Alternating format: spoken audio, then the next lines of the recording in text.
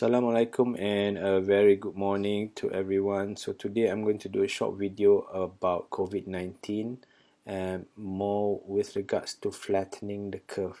So a lot of my patients and also social media has asked me a lot about flattening the curve. So hopefully today we can explain it a little bit more. So let's see what this curve is actually. Okay, now let's bring that up on screen first.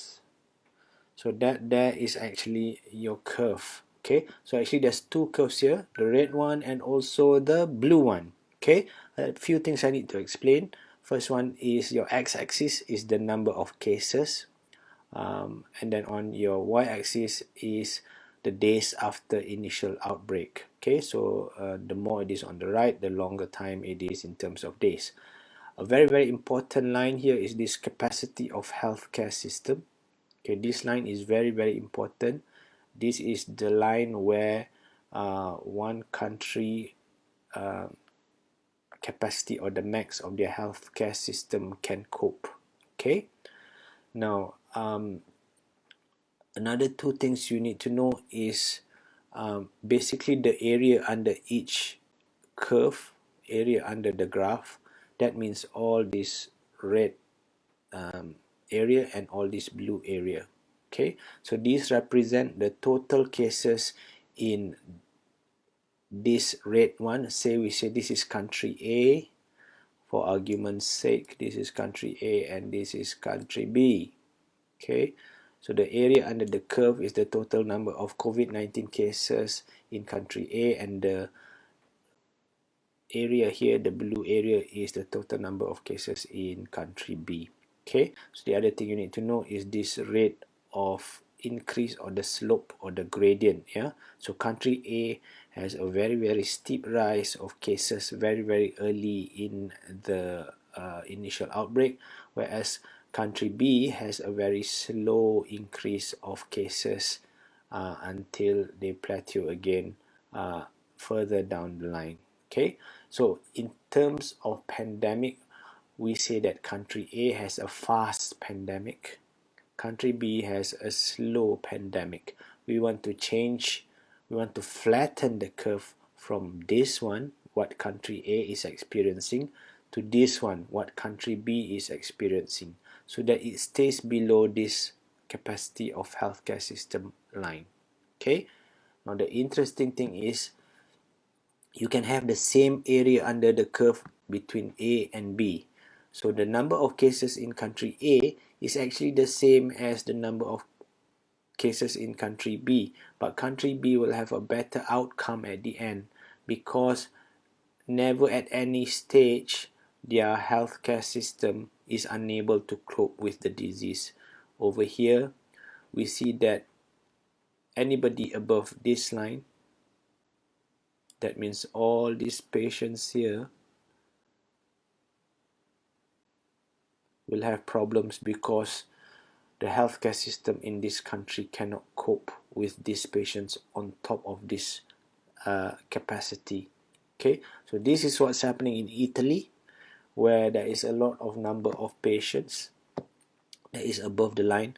So the doctors must make a very difficult decision: who gets the bed, who gets the care, who gets the ICU bed, who gets ventilated, and who doesn't. So basically they have to make this difficult choice with who lives or dies. Okay, but if you get into this situation, then you are safer because you never breach that line.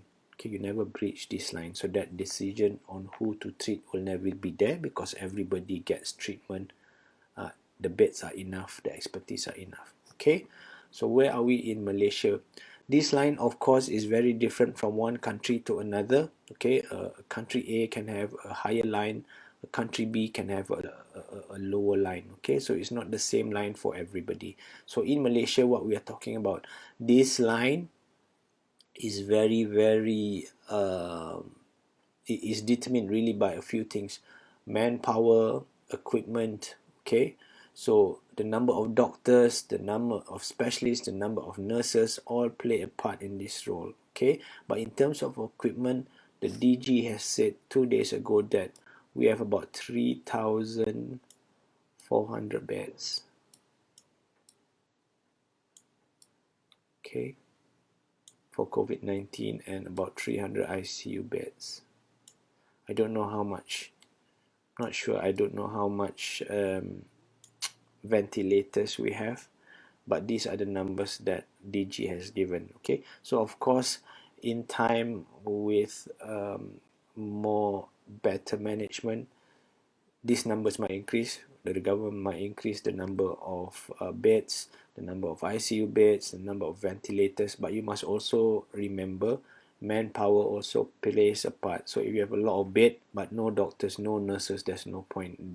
This line will not be able to go up.